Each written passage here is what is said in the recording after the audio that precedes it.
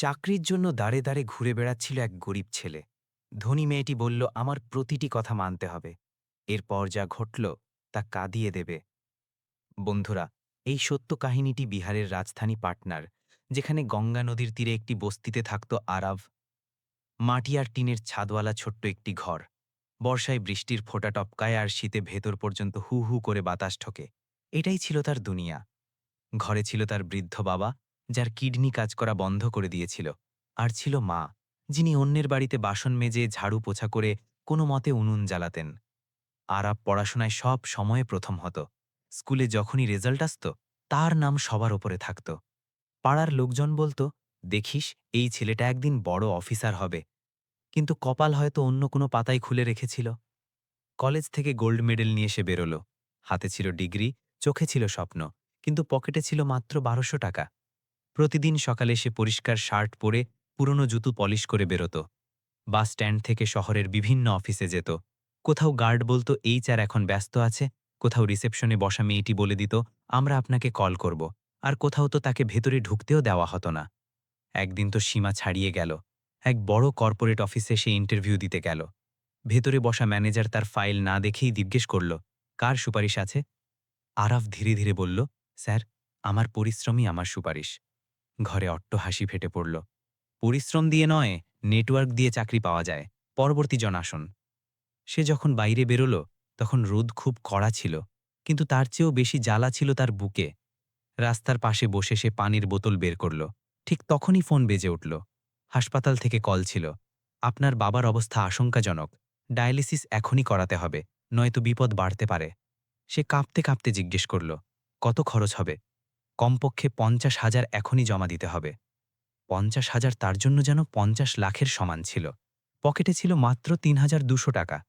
ঘরে ফিরল তো দেখল, মা উঠোনে চুপচাপ বসে আছে, চোখগুলো ফুলে লাল হয়ে আছে। বাবা, ডাক্তার কি বললেন? আরাফ হাসার চেষ্টা করল। কিছু না মা, সব ঠিক হয়ে যাবে। কিন্তু ভেতর থেকে সে ভেঙে পড়ছিল।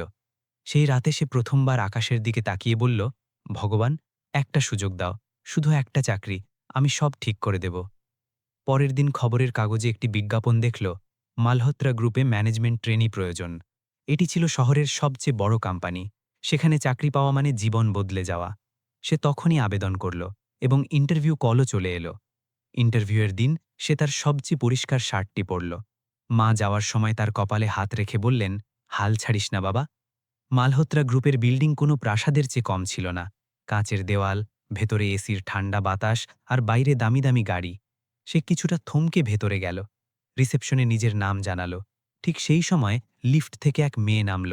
সাদা স্যুট, আত্মবিশ্বাসী চলন, আর মুখে এক ধরনের কঠোরতা। সবাই তাকে আদরের সাথে ম্যাম বলছিল। তিনি ছিলেন কাব্যা মালহোত্রা, কোম্পানির মালিকের একমাত্র মেয়ে। তার নজর হঠাৎ আরাভের ওপর পড়ল। ইন্টারভিউ? সে জিজ্ঞেস করল। জি। যোগ্যতা? MBA gold medallist. সে কয়েক মুহূর্ত তার দিকে তাকিয়ে রইল। হয়তো তার পোশাক দেখে তার অবস্থা বুঝে গিয়েছিল। আমার কেবিনে এসো। আরব অবাক হয়ে গেল। ইন্টারভিউ প্যানেলের বদলে সরাসরি মালিকের মেয়ে ডাকছে। কেবিনে পৌঁছতেই সে দরজা বন্ধ করল এবং চেয়ারে বসল। তোমার চাকরি চাই? জি, খুব দরকার। দরকার কতটা? এতটা যে যদি আজ না পাই, তবে হয়তো আমার বাবা বেঁচে থাকবেন না। কাব্যের চোখে এক মুহূর্তের জন্য চাঞ্চল্য দেখা দিল, কিন্তু মুখ শক্তই থাকল। আমি যদি তোমাকে চাকরি দিই, তবে তোমাকে আমার প্রতিটি কথা মানতে হবে। আরব চমকে উঠল। মানে?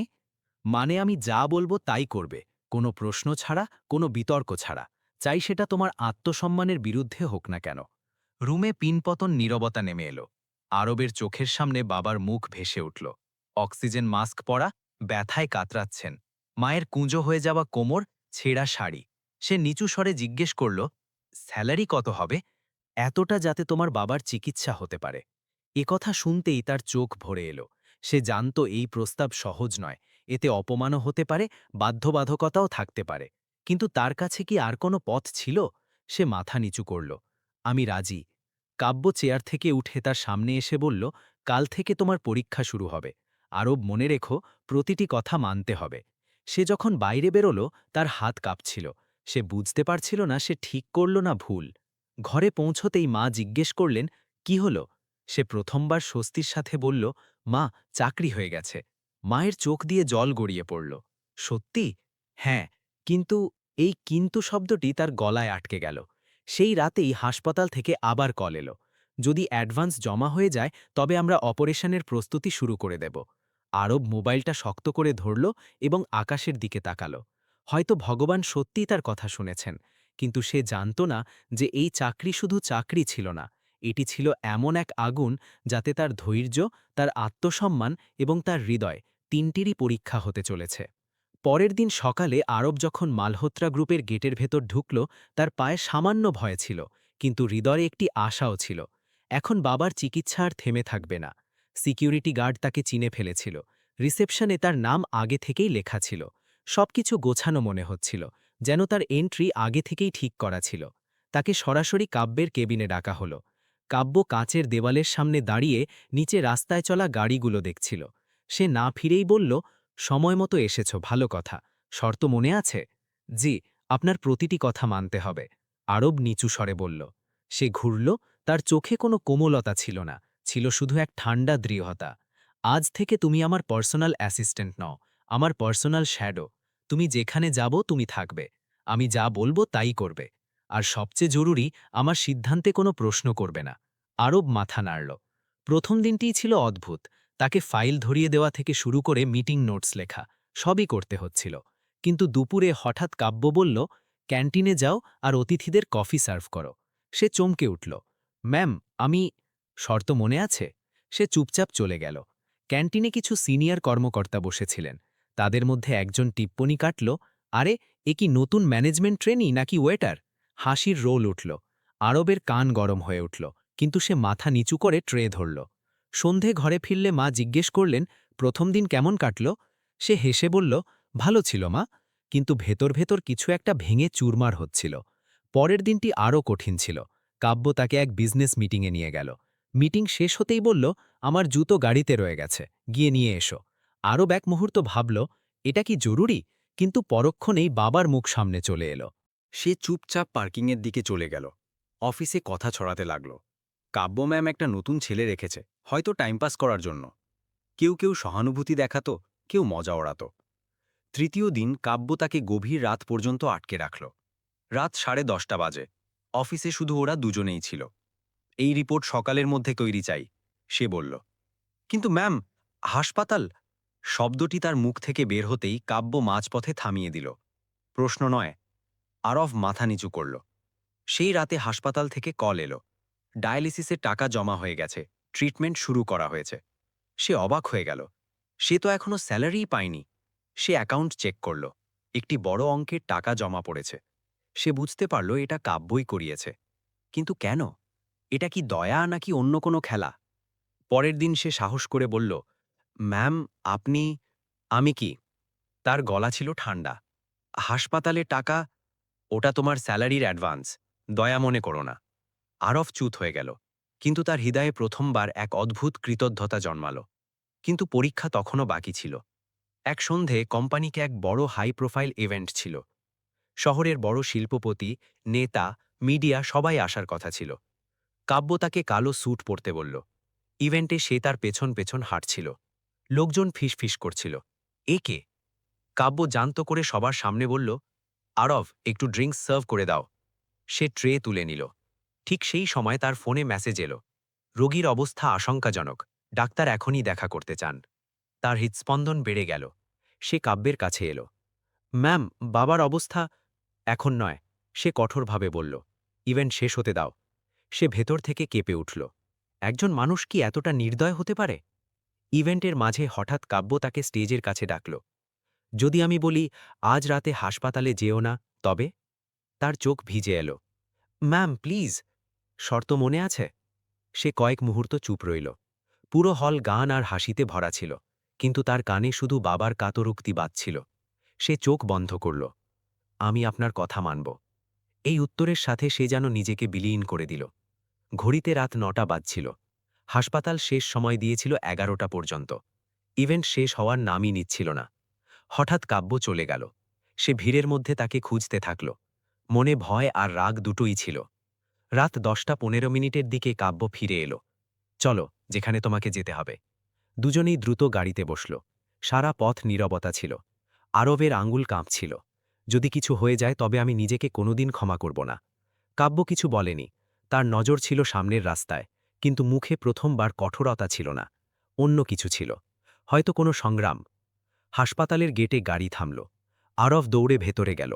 ডাক্তার তাকে দেখেই বললেন, আপনি দেরি করে এলেন, কিন্তু চিন্তার কিছু নেই। কি মানে? অপারেশন শুরু হয়ে গেছে। ফান্ড আগে থেকেই জমা হয়ে গিয়েছিল। সার্জারি সময় মতো হয়ে গেছে। আরব যেন পাথর হয়ে গেল। কিন্তু আমি তো... ডাক্তার হাসলেন। আপনার হয়ে কেউ সব সামলে নিয়েছে। সে ঘুরল। পেছনে কাব্য দাঁড়িয়েছিল। তার চোখে জল ছিল। আরব কিছু বুঝতে পারছিল না। আপনি? কাব্য ধীরে ধীরে বলল, শর্ত পালনের তোমার সাহস দেখতে চেয়েছিলাম। যদি তুমি তোমার বাবার বাহানা দিয়ে পালিয়ে যেতে, তবে হয়তো আমি বুঝে নিতাম যে দুনিয়াটা তেমনই যেমনটা আমি দেখেছি। মানে? সে কয়েক মুহূর্ত চুপ রইল। এখন নয়, সঠিক সময় বলবো। আরবের ভেতরে তুফান বইছিল। এই সব কি একটা খেলা ছিল নাকি কোনো গভীর কারণ? ডাক্তার এসে বললেন, সার্জারি সফল হয়েছে, এখন বিপদ কেটে গেছে। এ কথা শুনতেই আরবের চোখ থেকে জল গড়িয়ে পড়ল। সে সেখানেই মেঝেতে বসে পড়ল। মাসের পর মাস ধরে জমে থাকা ভয়, মানসিক চাপ, অপমান সব একসাথে বেরিয়ে এলো। কাব্য চুপচাপ তাকে দেখছিল। সেই রাতে প্রথমবার তার মনে হলো এই গল্পের পেছনে এমন কিছু আছে যা দেখা যাচ্ছে না। কাব্য শুধু এক অহংকারী ধনী মেয়ে নয়, তার ভেতরেও কোনো ব্যথা আছে, কোনো ক্ষত আছে। কিন্তু সেই ক্ষতটা কি? আর এই পরীক্ষাটাই বা কেন? আরব মাথা তুলে তার দিকে তাকালো। ম্যাম, আমি বুঝতে পারছি না, আপনি আমাকে নিচে নামাচ্ছেন নাকি মানুষ হিসাবে গড়ে তুলছেন? কাব্য হালকা হাসল। এখন তো কেবল শুরু আরব। আসল জবাব তুমি খুব দ্রুতই পাবে। হাসপাতালের সাদা দেওয়ালের মাঝে, মেশিনের বিপ বিপ শব্দের মধ্যে এক অদ্ভুত সম্পর্কের জন্ম হয়েছিল, যা বিশ্বাস আর প্রশ্নের মাঝে দুলছিল। হাসপাতালের সেই রাতের পর সবকিছু যেন বদলে গিয়েছিল, কিন্তু তবুও কিছুই পরিষ্কার ছিল না। আরবের মনে এক অদ্ভুত বোঝা ছিল, কৃতজ্ঞতাও, আবার বিভ্রান্তিও। সে কাব্যকে ধন্যবাদ দিতে চেয়েছিল, কিন্তু প্রতিবার তার সামনে গেলেই কথাগুলো গলায় আটকে যেত। সে বুঝতে পারছিল না, যে মেয়েটি তাকে বারবার অপমান করে আসছিল, সেই আবার তার বাবার প্রাণ বাঁচানোর জন্য চুপচাপ লাখ লাখ টাকা কিভাবে খরচ করতে পারে। পরের দিন সে অফিসে পৌঁছলে পরিবেশ স্বাভাবিক ছিল, যেন কিছুই হয়নি। সবাই নিজ নিজ কাজে ব্যস্ত। কাব্যের কেবিনের দরজা বন্ধ ছিল। রিসেপশনিস্ট জানাল, ম্যাম আপনাকে আসতেই ডাকতে বলেছেন। সে ভেতরে গেল। কাব্য ল্যাপটপে কিছু দেখছিল। বাবার শরীর কেমন? সে উপরে না তাকিয়ে জিজ্ঞেস করল। এখন বিপদ কেটে গেছে, ধন্যবাদ, আরব নিচু স্বরে বলল। কাব্য ল্যাপটপ বন্ধ করল। তার চোখ প্রথমবার সরাসরি আরবের চোখের সাথে মিলল। তাতে কঠোরতা কম, গুরুত্ব বেশি ছিল। ধন্যবাদ আমাকে দিও না, ওটা তোমার স্যালারির অংশ। আর এত বড় অঙ্ক, তোমাকে আমার প্রতিটি কথা মানতে হবে, মনে আছে? সে আবার চুপ হয়ে গেল। আজ সন্ধে 7টায় বোর্ড মিটিং আছে, কাব্য বলল। তুমিও চলবে। কিন্তু আমি তো... তুমি তাই করবে যা আমি বলবো। সন্ধে মালহোত্রা গ্রুপের কনফারেন্স হলে শহরের বড় বড় শিল্পপতি, কোম্পানির ডিরেক্টর এবং কিছু মিডিয়ার লোক উপস্থিত ছিলেন। আরব ভেবেছিল সে শুধু নোটস নেবে, কিন্তু হঠাৎ কাব্য সবার সামনে বলল, আজ আমি আপনাদের সবাইকে এক বিশেষ মানুষের সাথে পরিচয় করিয়ে দিতে চাই। হলে চাঞ্চল্য সৃষ্টি হল। এ হলো আরব। সে এগিয়ে এসে বলল, গত কয়েকদিন ধরে আমার সাথে কাজ করছে। সবার নজর তার ওপর পড়ল। কেউ কেউ ফিসফিস করল, সেই ছেলেটা। কাব্য মাইক হাতে নিল। আপনারা সবাই জানেন যে আমাদের গ্রুপ গত বছর এক বড় ধাক্কা খেয়েছিল। আমার বড় ভাই আরিয়ান, যিনি এই কোম্পানির ভবিষ্যৎ ছিলেন, তিনি আজ আমাদের মধ্যে নেই। হলে নীরবতা নেমে এলো। এই নাম হয়তো সবাই জানত, কিন্তু তা নিয়ে প্রকাশ্যে কখনো কথা হয়নি। কাব্যের গলা কিছুটা কেঁপে উঠল। তিনি কাউকে বিশ্বাস করেছিলেন, সেই বিশ্বাসই তাকে ভেঙে দিয়েছিল। টাকা, বন্ধুত্ব, সম্পর্ক সবই ধোঁকা প্রমাণিত হয়েছিল। আর একদিন তিনি হার মেনে নিলেন। আরব প্রথমবার তার চোখে সেই ব্যথা দেখল, যা এতক্ষণ কঠোরতার আড়ালে লুকিয়েছিল। তখন থেকেই আমি একটি প্রশ্নের সাথে লড়াই করছি। সে ধীরে ধীরে আরবের দিকে তাকালো। আমি একে পরীক্ষা করেছি, অপমান করেছি, গভীর রাত পর্যন্ত আটকে রেখেছি। ইভেন্টে বাবার সার্জারি আর প্রতিশ্রুতির মাঝে নাড় করিয়ে দিয়েছি। হলে বসা লোকজন অবাক হয়ে গেল। কারোর কারোর নজর নিচু হয়ে গেল। আর ও প্রতিশ্রুতিকেই বেছে নিল। কাব্যের গলা ভারী হয়ে এলো। যদিও ও জানত যে ওর বাবার জীবন বিপন্ন। আরবের বুকে কিছু একটা বিঁধল। সে কখনো ভাবেনি যে সবার সামনে এভাবে দাঁড়াতে হবে। কিন্তু সত্যিটা হলো, কাব্য আরও বলল, সার্জারি আমি আগেই করিয়ে দিয়েছিলাম, কারণ আমি দেখতে চেয়েছিলাম যে সবকিছু নিরাপদ থাকা সত্ত্বেও কি ও ওর কথায় অটল থাকে নাকি বাহানা খোঁজে। হলে বসা লোকেদের মুখে বিস্ময় ছিল, কারো মুখে লজ্জা। ও পাশ করে গেছে, সে পরিষ্কার শব্দে বলল। এ হলো এমন এক মানুষ যার উপর বিশ্বাস করা যায়। তালি ধীরে ধীরে বাঁচতে শুরু করল, প্রথমে হালকা, তারপর জোরালো। আরফের চোখে জল ছিল। সে বুঝতে পারছিল না এটি সম্মান নাকি আরও একটি পরীক্ষা। মিটিং শেষ হওয়ার পর সবাই চলে গেল। কনফারেন্স হলে এখন শুধু কাব্য আর আরব। আপনি এসব কেন করলেন? সে শেষমেশ জিজ্ঞেস করেই ফেলল। যদি আপনার বিশ্বাসের প্রয়োজনই ছিল তবে সরাসরি জিজ্ঞেস করতে পারতেন। কাব্য চেয়ারে বসে দীর্ঘশ্বাস ফেলল।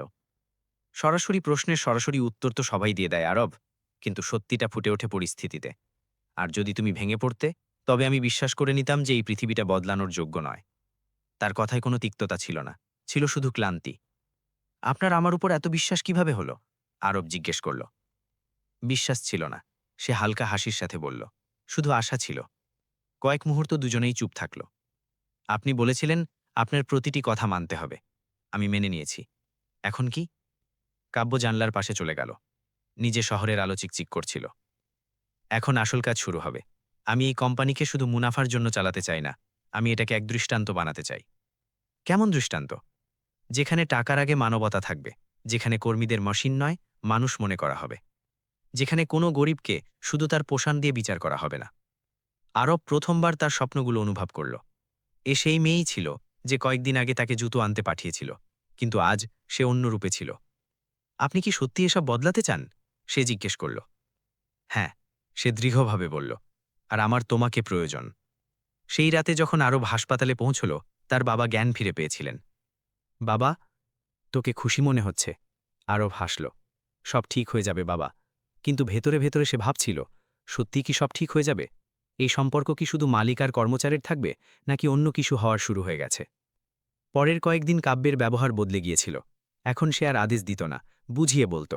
মিটিংয়ে তার মতামত জিজ্ঞেস করত। অফিসে কর্মীদের সাথে তার কথা বলার ধরন নরম হয়ে গিয়েছিল। একদিন সে হঠাৎ বলল, আরব, তুমি কখনো ভেবেছ যে যদি তুমি সব কিছু পেয়ে যাও, টাকা, পদ, সম্মান, তবে তুমি কি করবে? আরব না ভেবেই বলল, আমি সেই সব শিশুদের জন্য কিছু করব যারা আমার মতো, যাদের পড়ার মেধা আছে কিন্তু ফিস দেওয়ার টাকা নেই। কাব্য তাকে মনোযোগ দিয়ে দেখল। তাহলে আমরা সেটাই করব? আমরা? হ্যাঁ, আমরা। সেই একটি শব্দ তার হৃদয়ে এক দোলা দিয়ে গেল। বিক্রম মালহোত্রা গত কয়েকদিন ধরে চুপচাপ সব দেখছিলেন। নিজের মেয়ের মধ্যে বদলটা তিনি স্পষ্ট দেখতে পাচ্ছিলেন। আগে যে কাব্য প্রতিটি সিদ্ধান্তে কঠোরতা আর দূরত্ব বজায় রাখত, সেই এখন কর্মীদের সাথে হাসি মুখে কথা বলছে, মিটিংয়ে সামাজিক পরিকল্পনার কথা বলছে, আর বারবার একটি নাম নিচ্ছে, আরব। একদিন সকালে আরবকে তিনি নিজের কেবিনে ডাকলেন। ভারী কাঠের দরজা, দেওয়ালে দামি দামি পেইন্টিং, আর সামনে বসে থাকা শহরের সবচেয়ে প্রভাবশালী শিল্পপতি। আরবের পদক্ষেপ ধীর হয়ে গেল। সে শ্রদ্ধার সাথে বলল, নমস্কার স্যার। বিক্রম মালহোত্রা কয়েক মুহূর্ত তাকে খুঁটিয়ে দেখলেন। তুমিই সেই ছেলে যার জন্য আমার মেয়ে বোর্ড মিটিংয়ে এত বড় ঘোষণা করেছিল? জি স্যার। জানো, এই কোম্পানি আমার ঘাম আর রক্ত দিয়ে তৈরি। এখানে আবেগের চেয়ে সিদ্ধান্ত বেশি চলে। কিন্তু আমার মেয়ে প্রথমবার কাউকে বিশ্বাস করেছে। আমি জানতে চাই, তুমি কি সেই বিশ্বাসের যোগ্য? আরব দীর্ঘশ্বাস নিল। স্যার, আমি গরিব, কিন্তু বেইমান নই। আমি আপনার মেয়ের সম্মান করি এবং এই কোম্পানিরও। ঘরে নীরবতা নেমে এলো। বিক্রমজি নিচু স্বরে বললেন, তোমার বাবার চিকিৎসা আমি ফাইলে দেখেছি। আমার মেয়ে নিজেই অনুমোদন দিয়েছিল। তুমি বদলে কি চেয়েছিলে? কিছু না স্যার। কেন? কারণ সাহায্যের কোনো সওদা হয় না। বিক্রম মালহোত্রার চোখে প্রথমবার হালকা কোমলতা দেখা দিল। যদি আমি তোমাকে এই কোম্পানিতে উঁচু পদ দিই, তবে তুমি কি করবে? আরব দ্বিধাহীনভাবে উত্তর দিল, স্যার, আমি এটাকে শুধু মুনাফার মেশিন হতে দেব না। আমি চাই এখান থেকে প্রতি বছর গরিব মেধাবী শিশুদের পড়ার জন্য ফান্ড বের হোক, যাতে আর কোনো আরবকে দাঁড়ে দাঁড়ে ঘুরে বেড়াতে না হয়। এ কথা শুনতেই বিক্রমজি চেয়ার থেকে উঠলেন। জানলার কাছে গিয়ে কয়েক মুহূর্ত দাঁড়িয়ে রইলেন। হয়তো তার ছেলে আরিয়ানের কথা মনে পড়ে গিয়েছিল। ঠিক আছে, তিনি বললেন, আজ থেকে তুমি কোম্পানির সোশ্যাল ডেভেলপমেন্ট উইংয়ের হেড। আর যে পরিকল্পনার কথা তুমি বললে তা আজ থেকেই কার্যকর হবে। আরব বিশ্বাস করতে পারছিল না। স্যার, কিন্তু মনে রেখো, বিক্রমজি কঠোরভাবে বললেন, আমার মেয়েকে কখনো ভেঙে পড়তে দিও না। ও আগে অনেক কিছু সহ্য করেছে। সেই দিন অফিসে এক নতুন অধ্যায় শুরু হলো। মালহোত্রা গ্রুপ আরিয়েন ফাউন্ডেশনের ঘোষণা করল। কোম্পানির অকাল প্রয়াত ছেলের নামে প্রতি বছর ২০০ জন গরিব ছাত্রের পড়ার পুরো খরচ চালানোর সিদ্ধান্ত নেওয়া হলো। যখন এই ঘোষণা মিডিয়ায় এলো, লোকজন অবাক হয়ে গেল। যে কোম্পানি একসময় শুধু মুনাফার জন্য পরিচিত ছিল, এখন তা মানবতার জন্য আলোচনায় এলো। কাব্য আর আরাফ এখন একসাথে কাজ করতে লাগল। তাদের মধ্যে এখন আর আদেশ নেই, ছিল সংলাপ। একে অপরের প্রতি সম্মান ছিল। ধীরে ধীরে এই সম্মান এক না বলা অনুভবে বদলে যেতে লাগল। এক সন্ধ্যায় দুজনে গঙ্গার তীরে দাঁড়িয়েছিল। সূর্য ডুবছিল, পানির ওপর সোনালি আলো খেলছিল। কাব্য ধীরে ধীরে জিজ্ঞেস করল, যদি সেদিন আমি সত্যি সার্জারি না করাতাম, তবে কি তুমি আমাকে ক্ষমা করতে পারতে? আরাফ কয়েক মুহূর্ত ভাবল। হয়তো না, কিন্তু সেদিন আপনি শুধু আমার বাবার প্রাণই বাঁচাননি, আপনি আমার বিশ্বাসও বাঁচিয়েছিলেন। কাব্যের চোখ ভিজে এলো। আমি লোকেদের টাকার জন্য বদলে যেতে দেখেছি। প্রথমবার কাউকে দেখলাম যে চরম বিপদেও বদলায়নি। আরাফ হাসল। কারণ আমার কাছে হারানোর মতো টাকা ছিল না, ছিল শুধু সম্পর্ক। বাতাসে এক নীরবতা ছিল, কিন্তু তা ভারী ছিল না। আরব, কাব্য ধীরে ধীরে বলল, যদি আমি বলি যে এখন থেকে আমাকে তোমার প্রতিটি কথা মানতে হবে, তবে? সে হালকা হাসল। তাহলে আমার প্রথম কথা হবে, নিজেকে ক্ষমা করে দিন। আপনি ভুল ছিলেন না, শুধু ভীত ছিলেন। তার চোখ থেকে জল গড়িয়ে পড়ল। কিছুদিন পর বিক্রম মালহোত্রা নিজে আরবের মাকে নিজের বাড়িতে ডাকলেন। সাধারণ ড্রয়িং রুম, কিন্তু পরিবেশে এক আপনতা ছিল। বোন, বিক্রমজি বললেন, আপনার ছেলে যোগ্য নয়, শত। যদি আপনার আপত্তি না থাকে, তবে আমি ওকে আমার জামাই করতে চাই। আরবের মায়ের চোখ দিয়ে জল গড়িয়ে পড়ল। আমরা গরিব মানুষ সাহেব। আজ থেকে নয়, বিক্রমজি হেসে বললেন, আজ থেকে আমরা এক পরিবার। যখন কাব্যকে এই কথা জানানো হলো, সে শুধু এটুকুই বলল, এটা কি আরাফের ইচ্ছাও? আরাফ তার সামনে এলো। আপনি বলেছিলেন আপনার প্রতিটি কথা মানতে হবে। আজ আমার একটি কথা মানুন। কি? আমার সাথে সারা জীবন চলুন। কাব্য হাসল, কিন্তু এবার দাঁতে অহংকার ছিল না, ছিল অকৃত্রিম প্রেম। এবার আমি শর্ত রাখব না, শুধু হ্যাঁ বলবো। বিয়ে হলো খুব সাদামাটা ভাবে। না ছিল লোক দেখানো জাঁকজমক, না শোরগোল। মন্দিরে কিছু কাছের মানুষ, মায়ের দোয়া আর বিক্রম মালহোত্রার সাজল চোখ।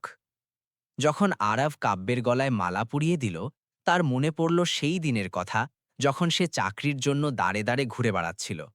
আর আজ সেই মেয়েটি, যে তাকে পরীক্ষায় ফেলেছিল, তার জীবনসঙ্গিনী হচ্ছে। বিয়ের পর দুজনে মিলে ফাউন্ডেশনকে আরও মজবুত করল। শত শত শিশুর জীবন বদলে গেল। হাসপাতালে গরিব রোগীদের জন্য হেল্প ডেস্ক খোলা হলো। অফিসে কর্মীদের জন্য সম্মানজনক পরিবেশ তৈরি করা হলো।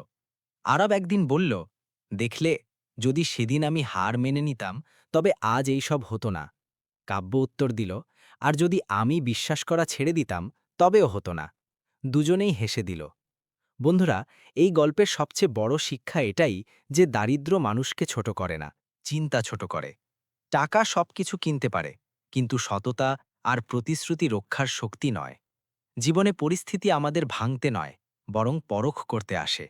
যে সেই পরীক্ষায় খাঁটি প্রমাণিত হয়, সেই আসল জয়ী হয়। ভাবুন তো, আপনি যদি আরবের জায়গায় হতেন, তবে কি প্রতিশ্রুতি রক্ষা করতেন, নাকি পরিস্থিতির দোহাই দিতেন? আর আপনি যদি কাব্যের জায়গায় হতেন, তবে কি আবার কাউকে বিশ্বাস করতেন? কখনো কখনো জীবন আমাদের এমন এক মোড়ে দাঁড় করিয়ে দেয়, যেখানে একটি সিদ্ধান্ত আমাদের পুরো গল্পটা বদলে দেয়। তাই পরের বার যখন পরিস্থিতি কঠিন হবে, হাল ছাড়বেন না। হতে পারে সেই মুহূর্তটি আপনার আসল পরিচয় গড়ে দিচ্ছে। বন্ধুরা, এটিই ছিল আমাদের আজকের কাহিনী। আপনাদের কেমন লাগলো কমেন্ট বক্সের মাধ্যমে আমাদের অবশ্যই জানাবেন। সেই সাথে আমাদের চ্যানেল সাবস্ক্রাইব করতে ভুলবেন না। বন্ধুরা, দেখা হবে এমনই হৃদয় ছোঁয়া কাহিনীর সাথে। ততক্ষণ পর্যন্ত আপনাদের সকলকে অন্তরের অন্তঃস্থল থেকে ধন্যবাদ।